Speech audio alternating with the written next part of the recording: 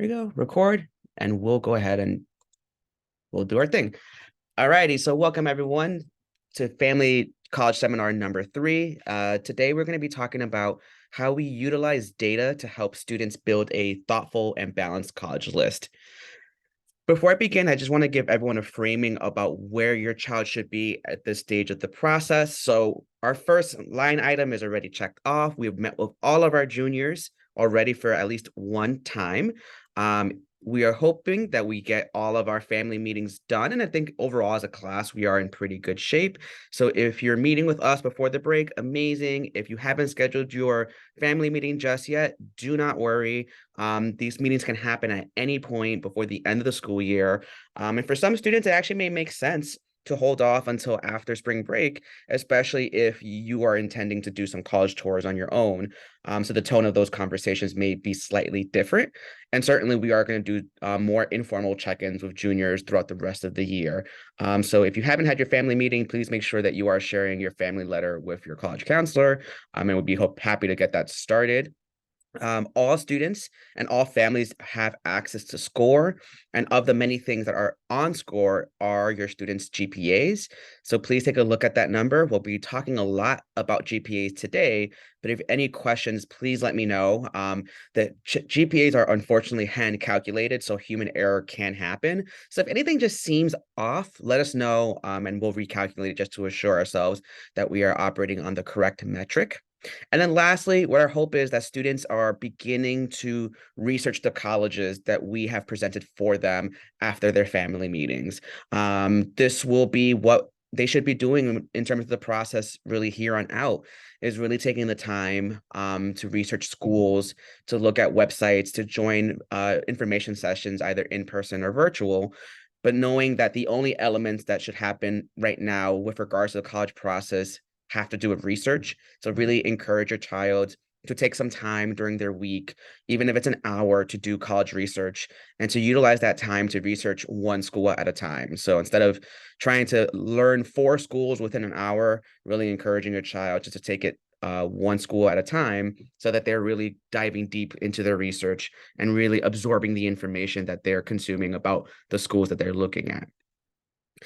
So what is a GPA? So this is a question that we posed for our students, and it was a really lively conversation because the 2 questions that we asked them were, what does a GPA reflect and what doesn't it reflect?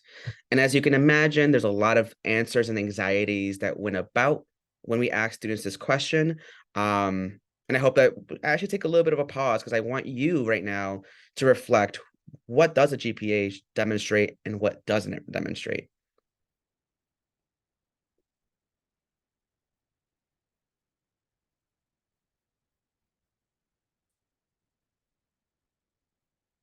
So perhaps in your reflection, you're thinking a GPA is a reflection of a student's academic progress, perhaps as a signal of academic strength.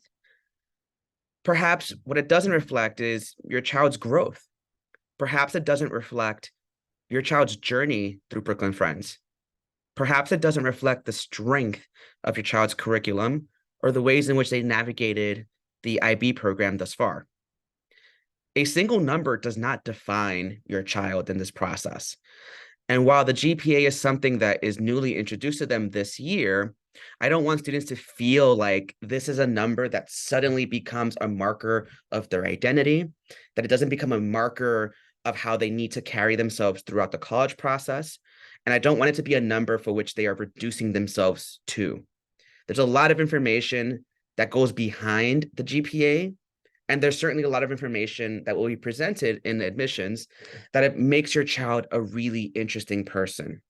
What I've emphasized to our students is that a low GPA doesn't, or a low rather, GPA doesn't mean that you're stupid or that you're a bad person or that you can't do school. Just like a high GPA doesn't automatically mean that you're really smart or the most brilliant person in the room, right?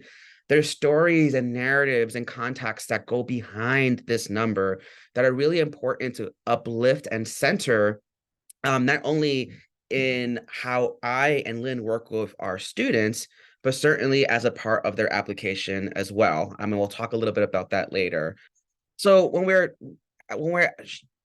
diving deep into the conversations about GPAs, we took this opportunity to share with students what a transcript actually looks like. So I'm hoping everyone can see this right now, but this is, and I'll make this screen a little bigger. One second. Okay. Okay, so this is a GPA. This is a transcript, rather. This is what we will ultimately send to colleges. Anytime that you or your child may request an unofficial transcript, this is what you are going to be able to see. As you'll note here, as I scroll towards the bottom, we don't produce a GPA on our transcript. That is school policy. We only use this number internally for the purposes of the college process so that we have data so that we can use to help students understand their competitiveness for any college that they may be considering. But on the official document, there is no GPA presented. When an admissions officer is evaluating a transcript, they are going line by line, semester by semester, column by column, to understand how the student has progressed through Brooklyn Friends, the courses that they've taken, when they enter the IB program, which IB courses are they enrolled in? And more specifically, which courses are they taking at the higher level versus the standard level? And they're going to be looking for trends, patterns, anything that they can discern from this particular document, right? So as a former admissions reader, what I would see is for this particular fictitious student, some A's and ending up with some B's and their final grades, their ninth grade, but on an upper trajectory from 10th grade onwards, and engaging in the full IB diploma program.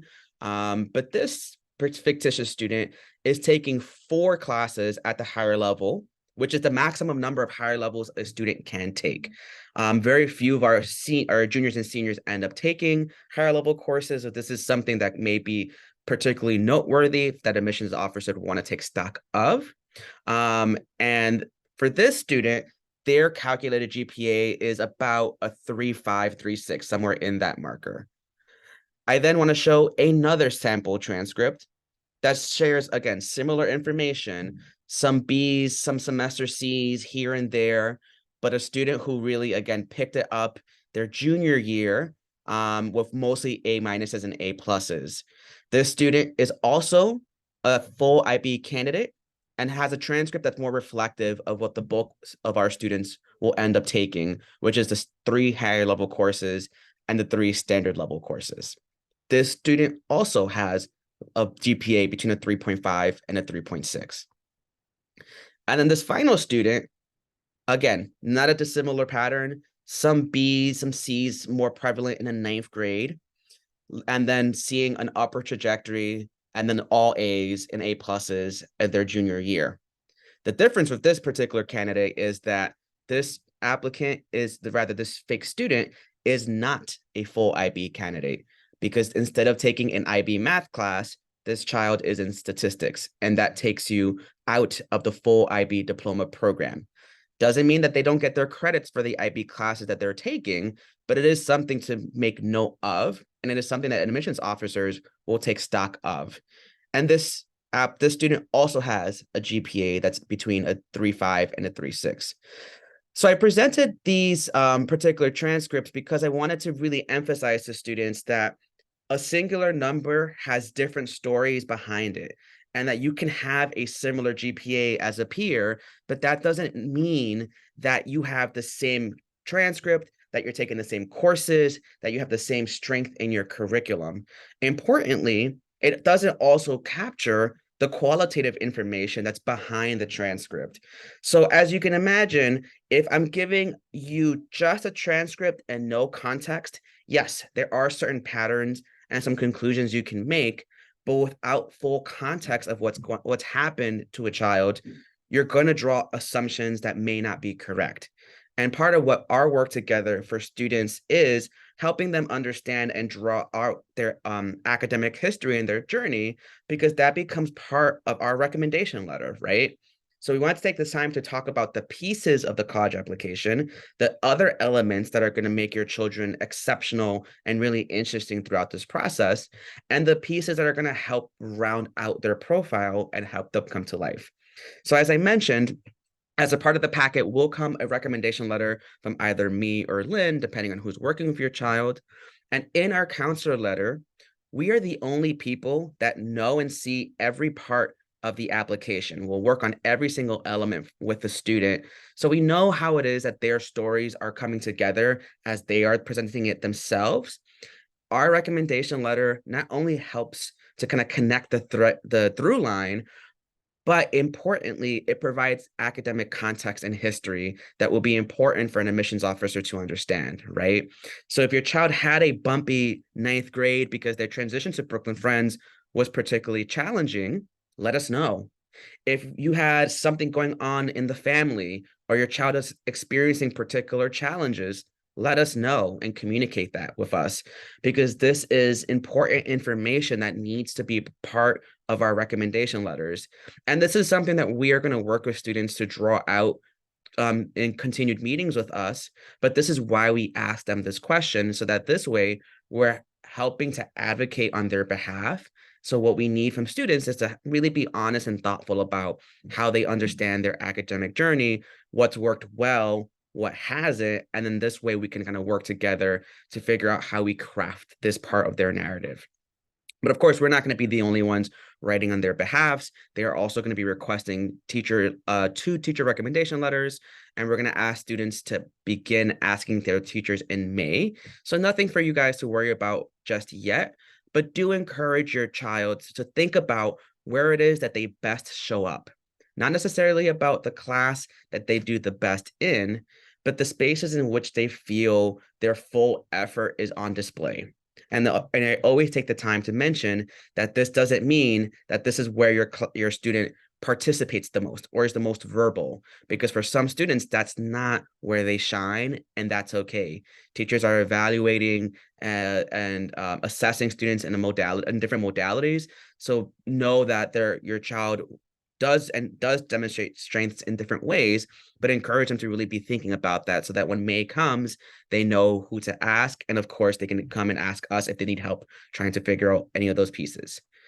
The extracurricular activities is also a really important part of the college application process. And as I've mentioned in sessions prior, the why of what your child does matters much more than the what. So baseball isn't intrinsically better than the 116, or the 116 isn't intrinsically better than Model UN, and Model UN isn't intrinsically better than participating in an internship, right? These are all markers of a student's interest, of their curiosities, of how they like to engage with other peers or engage with their communities. So really understanding the why behind what it is that they do is really at heart here. And this is really what admissions officers want to hear. So of course, we're going to help draw out that piece of the narrative too with students. All students are going to be writing a personal statement. And if they're applying to colleges in the United States, this personal statement is going to be a 650-word essay about a piece of your child's life story. As you can imagine, 650 words is not a ton of space. It's probably about a page, single spaced.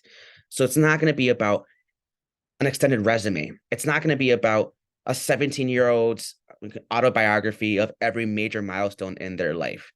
It is a story that your child wants to center and uplift, that's well thought out and well crafted, right? And we're going to work a lot with students on generating ideas, especially as we end and close out the school year. So more to come on that in future sessions. Similarly, there will be college-specific supplements. Not every college is going to ask for their own separate essays, but there may be colleges that your child will have to respond to maybe one or multiple short answer questions, the most popular being, why do you want to attend our college or university? And of course, we're going to help scaffold this for students so they know how to address this particular question. For students who are applying internationally, depending on the university system, depending on the country, there may be a personal statement, there may be some writing, but that's going to differ institution to institution. And of course, we will help support your child in that. Interviews may be a part of the process as well.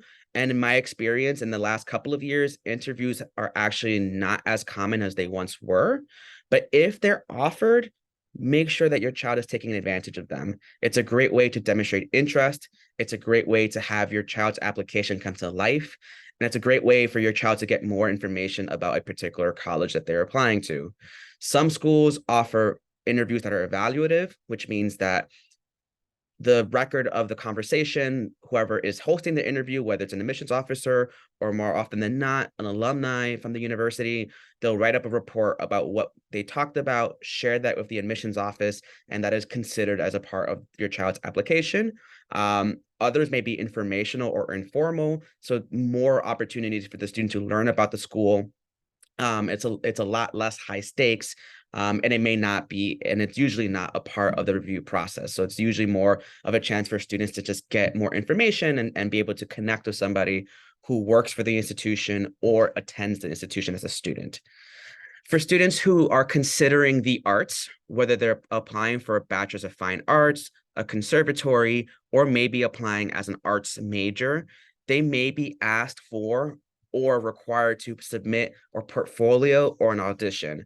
Again, that's going to be specific program to program, but if you know that will be a part of your child's experience, these are the pieces that they should be working on now and certainly over the summer.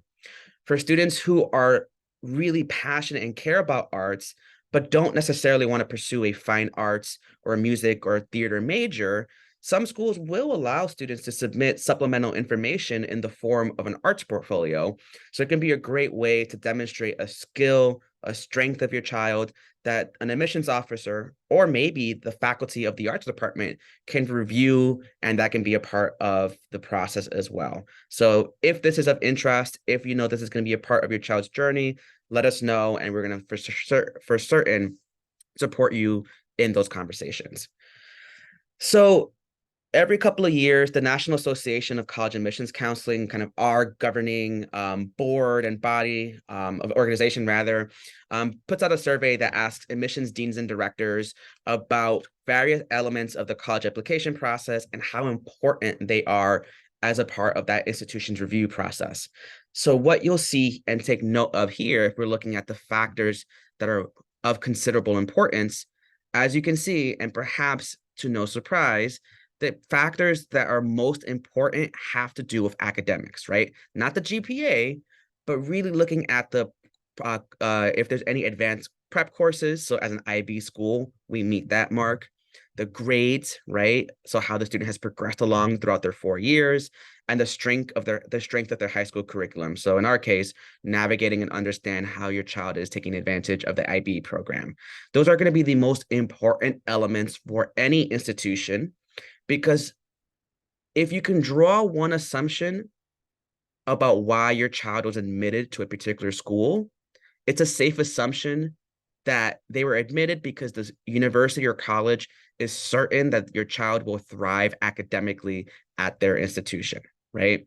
As a former admissions officer, I always understood, and we had conversations about this, that we're not in the business of doing favors, right? We may really fall in love with a student, read an application that breaks our heart, makes us just really want to root and advocate for the kid.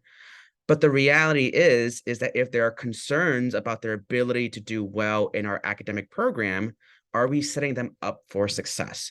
It never feels good to get rejected or to hear a no, but it'd be really irresponsible if a school is admitting you and there's evidence and concern that your child may not be able to keep pace with the academics of that specific institution.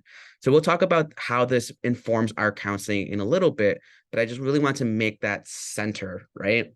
But of course, that's not the only factor or the only reason why a student could be competitive, and certainly not the only things that will make your children interesting, right?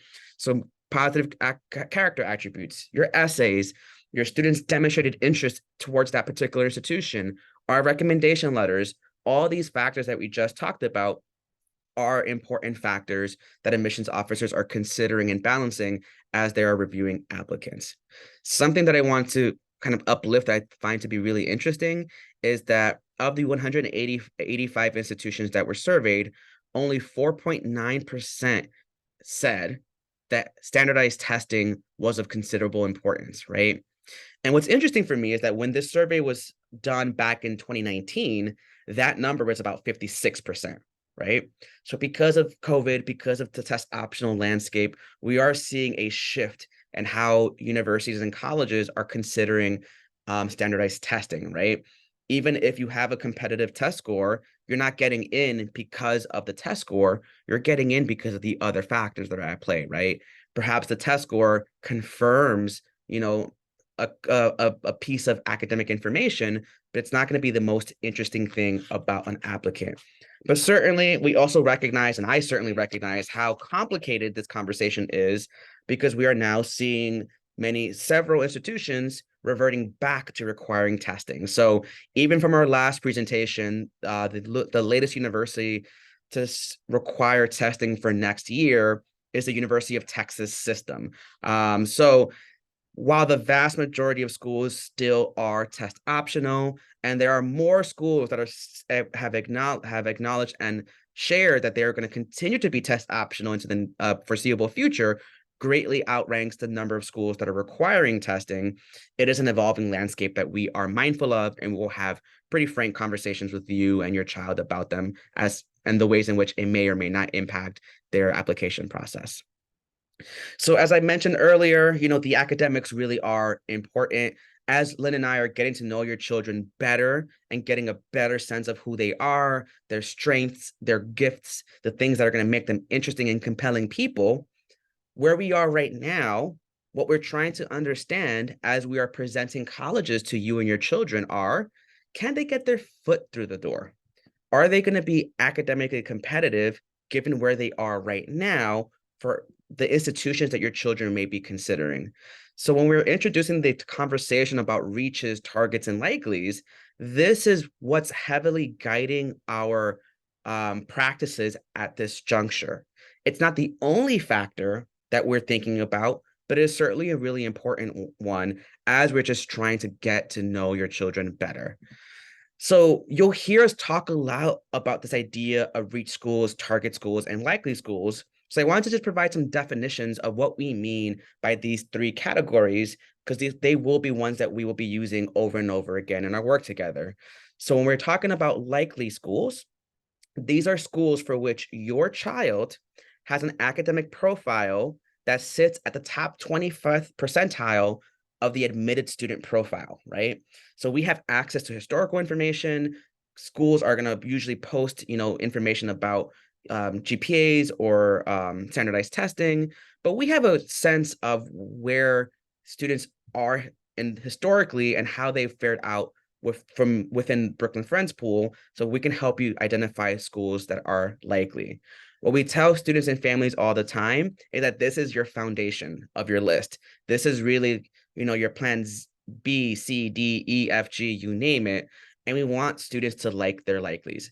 I recognize that the likely schools may not be the schools that your child is most excited about, or is most often not the most excited about, and that's okay, right? But can they identify enough positive attributes of these likely schools that will get them excited about the school if it ends up materializing as a backup plan, right? And what I tell students is that they should be more discerning with their likely schools, because there may be preferences that they're willing to negotiate and be flexible around if it's the right school for them, right? So maybe they want to be somewhere warm, but the school that they fell in love with is in Maine, right?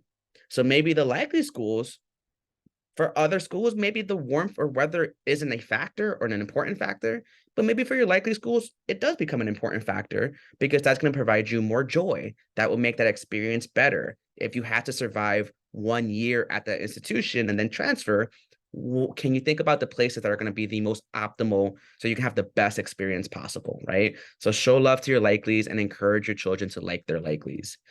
The target schools are the schools that roughly your academic profile puts you in the mid 50th percentile of where students are admitted. So think about it as like the real sweet spot, right? Like your child's academically competitive. It's not a guarantee that they're going to get in, but this is where they have like the best fighting chance. And I would say that this is the heart of the college list, because this is really does represent, aside from the likely, is kind of the schools that you're going to have the best shots at, right? And then your reaches are the schools for which your child's academic profile is going to put them in the bottom 25th percentile of students who are historically admitted into that institution, right? Some schools are going to be further reaches than others, right? And sometimes that's purely because of numbers and admit rates and what those particular schools tend to see. But that also can be impacted by, if your child's interested in computer science, and computer science tends to be a pretty hot major for a lot of universities, right? But what I want to say about a reach is that when we say a school is a reach, what we're trying to tell and communicate students is that it's a really selective school for them. But that doesn't mean don't apply. That doesn't mean we don't believe in you. That doesn't mean that all of a sudden we're just trying to sabotage your process, right?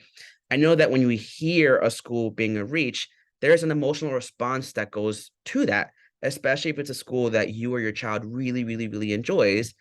But our job as counselors is to provide data and context so that you then in turn, and your child can then in turn make decisions that are in their best interest, right? And sometimes I have to give them the hard truth, but I rather give them the hard truth so that they know what they're up against. And we're not just, conflating their egos without regard, right? We are still going to support their application. We're going to still work with them to create the strongest application possible so that when they look back at this process this time next year, they can feel confident in what they put forth. They can feel happy that they took shots, even if it was a reach. And heck, if they get in, we're going to celebrate them so, so much, right? So please don't hear us saying a school's a reach as us saying you're not going to get in, or we don't want you to apply. I still want you to apply, but we're just trying to be pragmatic with how we are sharing our counseling. So another way to think about this is to recognize that these are three categories that we use really commonly, but they're not strict categories. I want you to think about these more on a spectrum than three distinctive categories. Some schools, as you can imagine, are going to be far reaches, right? Stanford does not produce their admit rates publicly because Stanford's admit rates are probably under 3%. The last time I heard from folks that I know who worked in the office. So it is just so they don't want to publish that information because perhaps for those schools, that will discourage students from applying, right? But recognize that as we're giving considerations and as we're counseling students, there may be schools that are further reaches, but then there may be schools where your child is just shy of what tends to happen for that particular institution, but they're not too far off from the money, right? And then on the other end of that spectrum, some schools are going to be less rejective. Some schools are going to be schools that admits northwards of 75% of their incoming class. But what I will say about likelies is that they're not guarantees, right? Students could get denied from a likely for a variety of different reasons, but what we're trying to assess is that they have a greater chance of getting in than not. If a school has a 100% admit rate, then that's a pure likely because, again, guaranteed admissions for everyone. But if it's not 100%, we can't guarantee that at all. So things that to just be mindful of, and certainly things that Lynn and I are going to help you make sense of as we are talking about your child's interests and your child's sets of schools that you're interested in. The last piece I want you to be mindful of is that these categories are always relative to your child's academic profile, right? So with a few exception, right? And again, I reserve that for our Ivy Plus peer group and the schools that are highly, highly, highly rejective. But it's always, a reach, a target, a likely does not exist onto its own for a school. Like the University of so-and-so isn't going to be a likely because they are likely, right? It's always relative to your child's academic performance and how it is historically that institution has admitted students, right? So it's important perspectives to think about because we may say for one child, hey, Syracuse is a target school for you. But for another student, we may say, hey, it's a reach school for you. So just need to make sure that is being decoupled and recognizing that it's relative to your child's academic performance. So one way to visualize this is if we look at this box chart, right? So let's use a child with a 3.15 GPA as an example, right? So if this represents the admitted profile of a particular institution, if let's say historically, students who have a GPA that's above a 3.5 get in from Brooklyn Friends, or the majority of students get in, this is when we categorize a school as a likely, right? So again, notwithstanding the fact that there's a lot of other factors that make your child competitive, but if academically speaking, they are far surpassing what historically happens, this is what we'll consider likely. If in that 3.3 to 3.5 GPA range, students are getting in, but not everybody gets in, right? Maybe, again, roughly 50-50, then this is when we consider a school a target. And then if, as in this example, if your GPA falls from that middle 50th percentile, then this is when we're considering a school a reach. So a little bit of context about how it is that we use data. But there are other tools at your disposal to help you make better sense of this. So I want to show you now SCORE as one of the tools that we'll talk about today to help you make some of these discoveries and these assertions. So this is my fake student account. And if you go under my colleges, if you click on any school, and for the purposes of this example, we're going to go into Boston University, you're going to get information about the school, its program, just some general information. But if you click on the scattergram, we have data that stretches back to 2016, just for context here.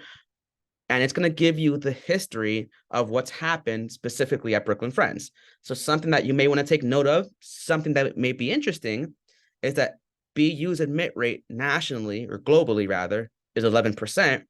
Historically, at Brooklyn Friends, it's been 39%.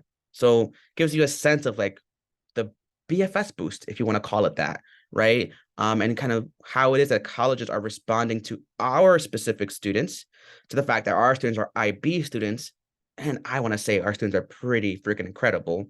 This is kind of a marker of how some of these highly selective schools are actually responding really affirmatively to our students.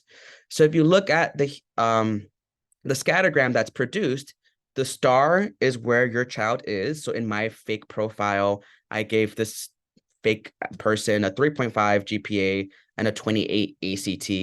You can see what happens more or less for students of similar academic profiles, right?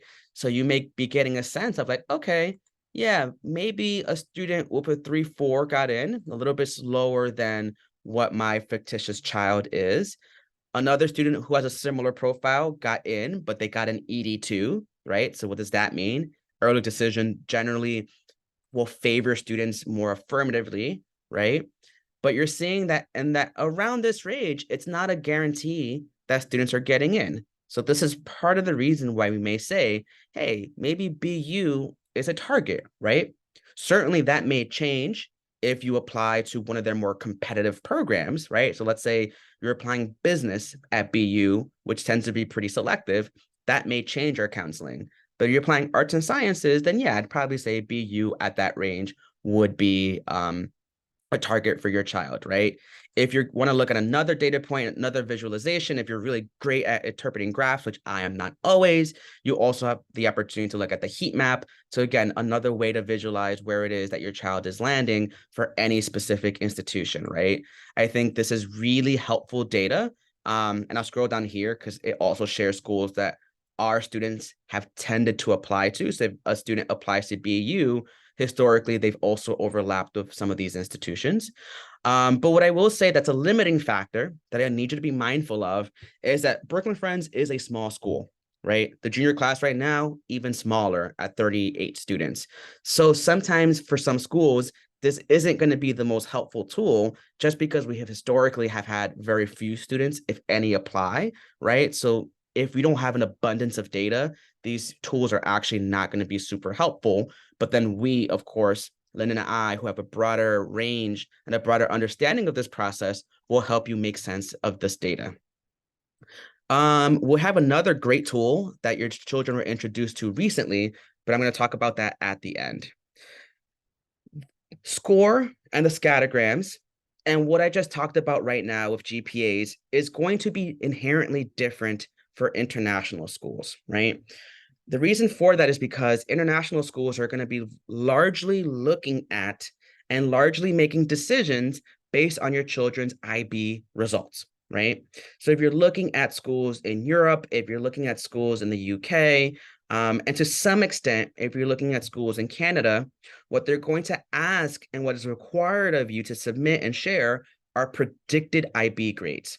So my hope and intention is that by the end of the school year, I'll work with Brian Sullivan, our assistant head of upper school for academics, to make sure that every junior has their predicted IB grades.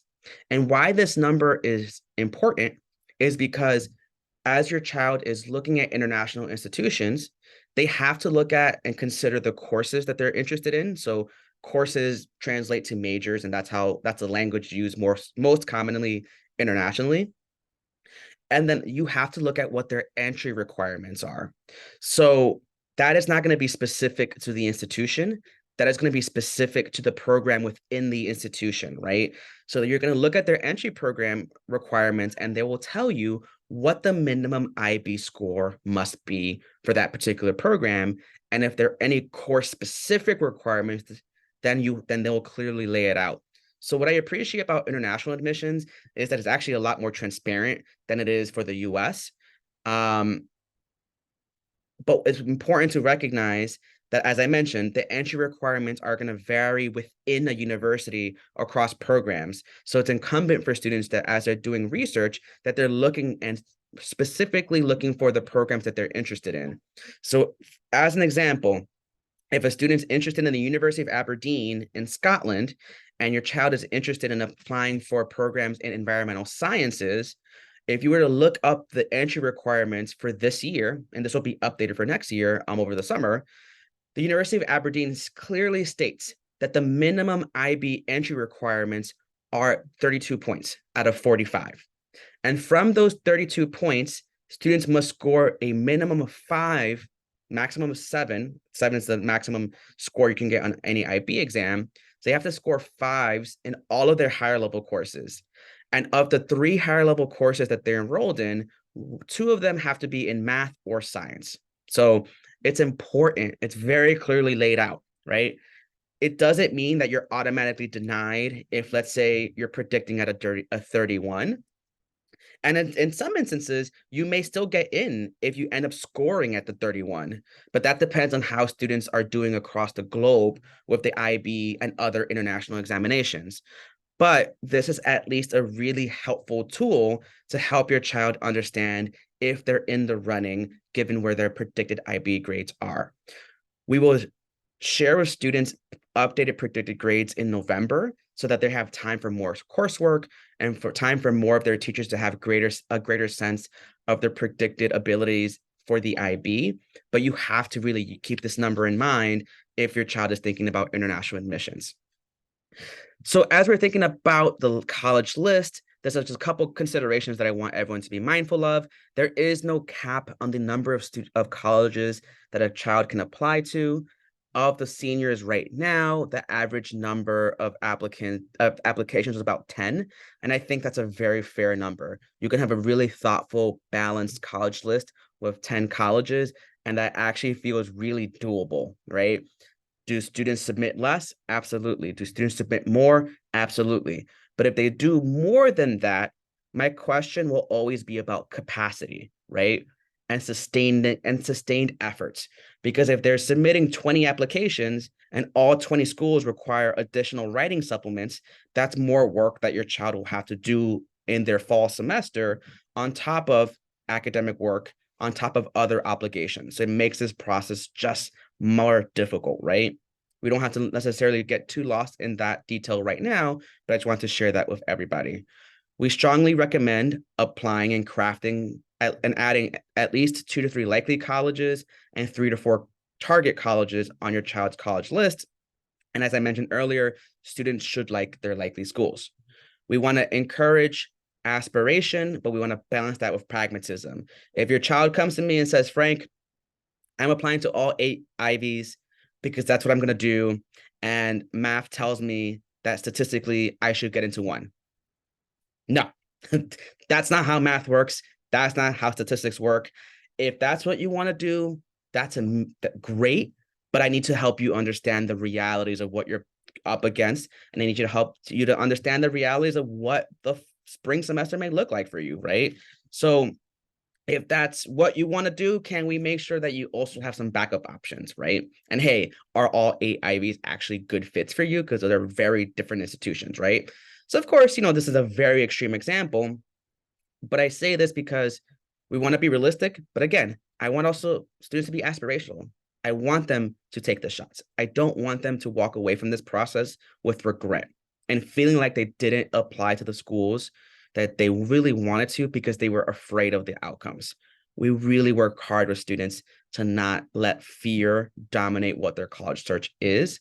And Lynn and I do, I think, a really great job of making sure that at every turn we are uplifting your children, that we are celebrating them, that we are really kind of being their cheerleaders so that they in turn feel that for themselves and can feel really good and confident throughout the process. And then the last piece is that we won't ask for a final list until November. Certainly, if your child is thinking about and will think about an early program like early action or early decision, yes, we will have to know that in September so that way we are working towards those earlier deadlines. But we don't need to know the final list and the big picture until November. So really take the time that you have from now until then to do the research, to ask the questions, and feel good about the schools that your children will ultimately apply to. So what I want to spend the next, hopefully less than 10 minutes walking you all through is a program that's called College Kickstart. So College Kickstart is a really helpful tool that is not only a great organizational tool, but a great tool to understand and better assess if a school is a reach, if it's a target, or if it's a likely. So we've begun introducing this program to students in our latest junior seminar. All students, except those students who have junior seminar tomorrow, now have access to College Kickstart. Unfortunately, this is a pretty expensive program, and they only built it to give students access to it. So if you want to play along with it, you do need your child to share their password with you. But I do encourage you all to look at this program as a family because there are some really neat functions that can be really, really helpful in your planning and really, really helpful for organization. So College Kickstart is using historical data and national data to assess your child's academic competitiveness for a school that they may be thinking about. This program is restricted to schools in the US. So internationally, it just doesn't, again, because of the IB pieces, it doesn't really work. But your child can list up to 30 schools of interest. They can place hearts to the schools that they are most in love with, their top 2 choices. It kind of assumes that if a school has ED1 or ED2, will you do that? Are you that much in love with the school? You'll notice that for some schools, they'll have this blue HS superscript. And what that means is that it is pulling from admissions data that's specific from Brooklyn Friends. So for all of these schools, it is looking at the last 5 years of applicant data and making determinations based on what happened with our specific students. So it's really, really accurate in terms of understanding history and where your child lands in the admissions pool. For schools like UVA, Hamilton College, so on and so forth, it's not that our students don't apply, but we just don't have the numbers to make this program statistically significant. So it's going to rely on national data and what the colleges share out publicly. The tool is based off of 2, maybe 1 academic points. Testing, which you can run this program without test scores, but I added them just for the sake of demonstration, and then your GPA, right? So of course, there's a lot of things that are going to make your child really great and interesting and amazing, why we love them. This is just 1 data point. This is not the end all be all, but it does give you a sense of that earlier perspective. Can your child get their foot through the door at these institutions? And this is really what it's trying to tell. So when you run the program, what it's asking and really doing is checking the balance of your overall college list. And I'll explain some of these columns and boxes as we work through the program.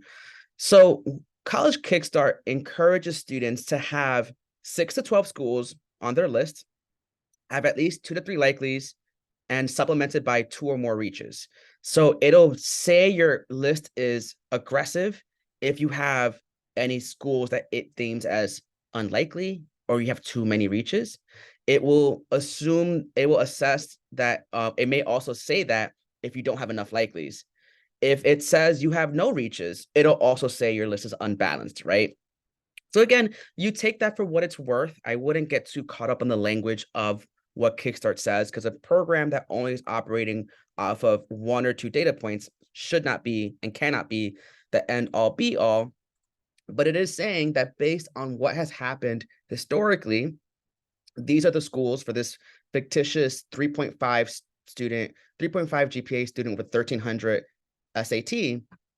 This is how it's categorizing the schools as unlikelies, reaches, targets, and likelies. You can use Kickstart to find likelies, reaches, and targets, and it's going to give you recommendations based on your child's academic profile. So what they put in the programs is it is trying to be responsive, and then they can filter out by major, category of size, region, so on and so forth. So it's another helpful tool to help be expansive in your search. College Kickstart, and not only trying to identify the balance of your college list, is also trying to identify where you can save money and where you can use early decision and early plans most strategically. So in this scenario, what it's saying is that there is a very strong boost for a student this student is a 3.5 GPA. Occidental is their first choice. They love it. So applying early decision is a really smart thing because it gives them the best statistical chance of getting in. It'll also look at the other schools and say, are there any early action schools that you can apply to as well that can save time and money, right? So it will say, hey, you also can apply to these schools through their early action program because it's not in conflict with Occidental's early decision contract. So again, imperfect tool. Would I take a college decision plan from a tool like this? No, but helpful things to note and be mindful of. It tells you that if you apply to these schools in early, and let's say you get in, let's say you get into Occidental, your child gets into Occidental, they've applied to these schools, that's fine, but you have just saved $350 from applying to these other schools in regular decision. So just some fun facts to keep in mind, because again, money can be tough, and these applications are not cheap. So if we can reduce cost, always good. When you go to the details page, it's going to give you more detailed information about why College Kickstart says a school is a reach, target, or likely. This, as you can imagine, is a little imperfect because it would depend on the programs. It would depend on when you apply. And also, I think it's important to name that it also may be dependent upon how many students historically applied, right? So I would say Occidental for most students would probably be at a 3.5 with that level of testing, would actually probably be a target, if not a likely, right? Especially if they apply in early. But the mix of students who have applied to Occidental historically may paint a slightly different picture. But if you look at the application mix, you get a sense of when is it that students tend to apply early. So of the applicants that we've had over the last 5 years, only about a quarter or so have applied early decision. The majority of them who have been admitted have been admitted still through regular decision, so on and so forth. But when you go down here under the academic performance assessment, this is where you get to see that box graph that I introduced in my presentation.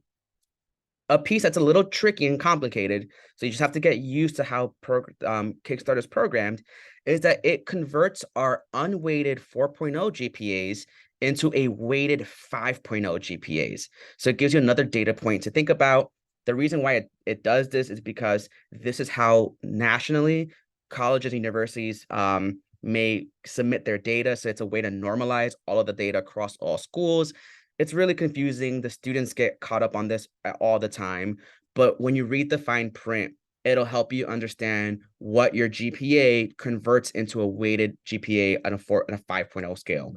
So in this scenario, a 3.5 is converted to a 4.0 on a 5.0 scale.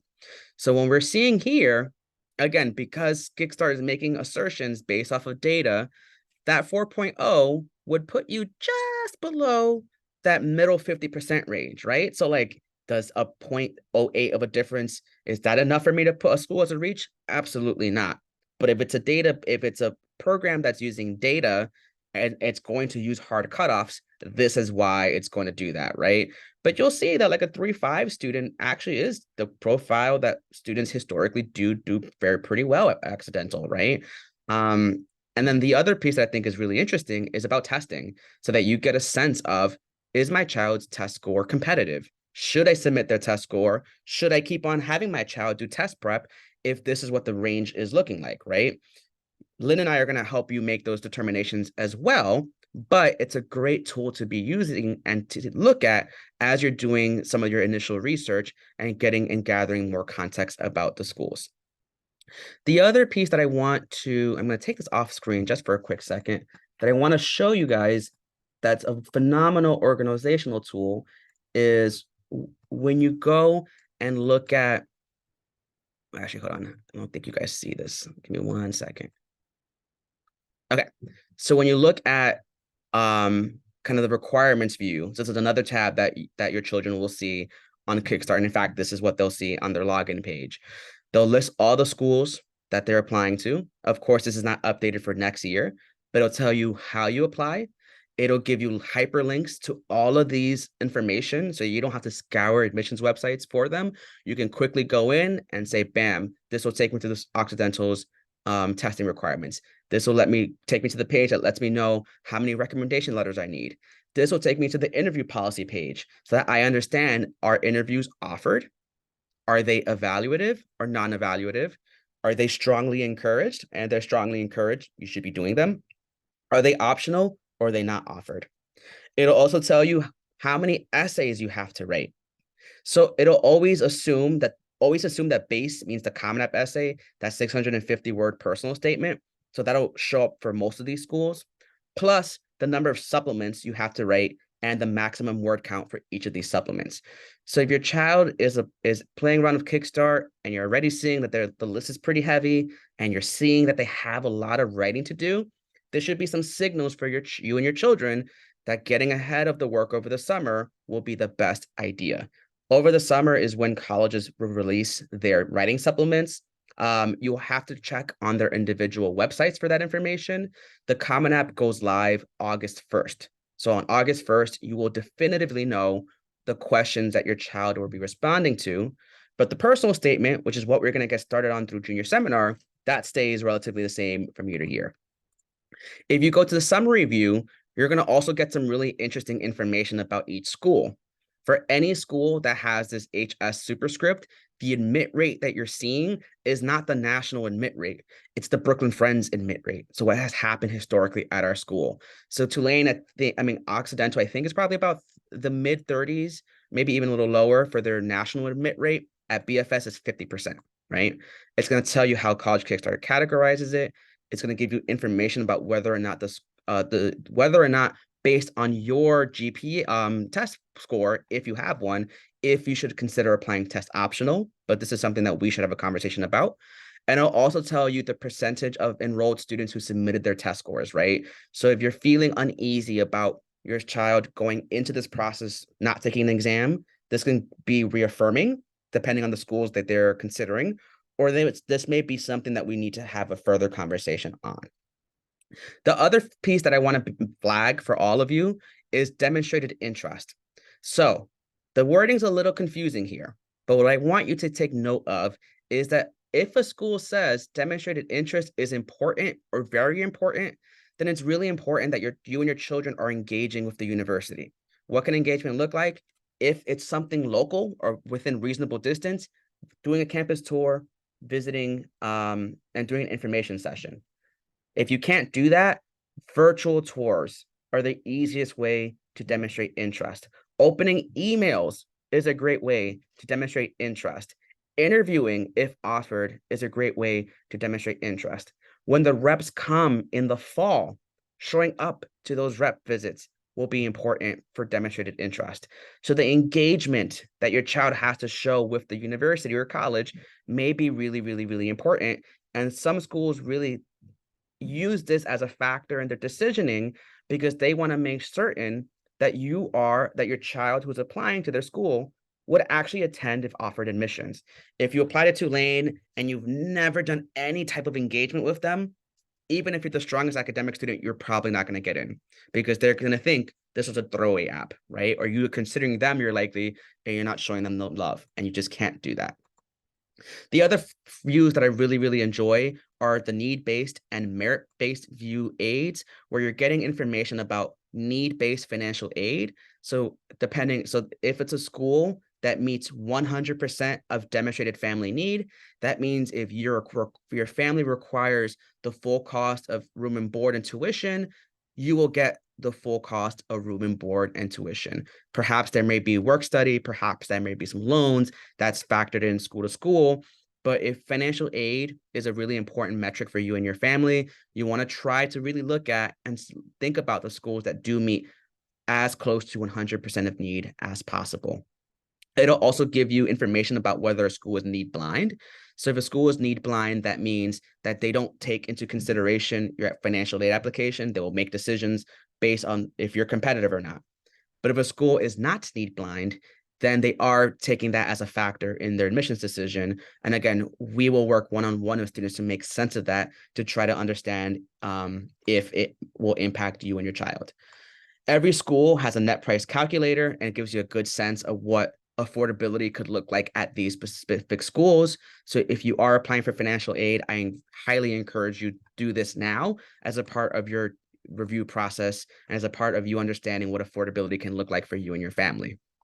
And the last thing that I want to share is the merit aid view. So if you want to think about merit scholarships, so maybe you're in a position where you're not going to qualify for financial aid, or you do, but it may not be enough, or it may not be a number you're super comfortable with, then it would be important to consider schools that are going to offer merit scholarships. And they may offer you scholarships based on your child's academic performance.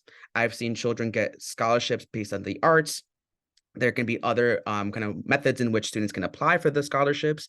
But if there's money that the school itself offers, Kickstart here will tell you in this view. And I really appreciate it because, one, who doesn't like free money?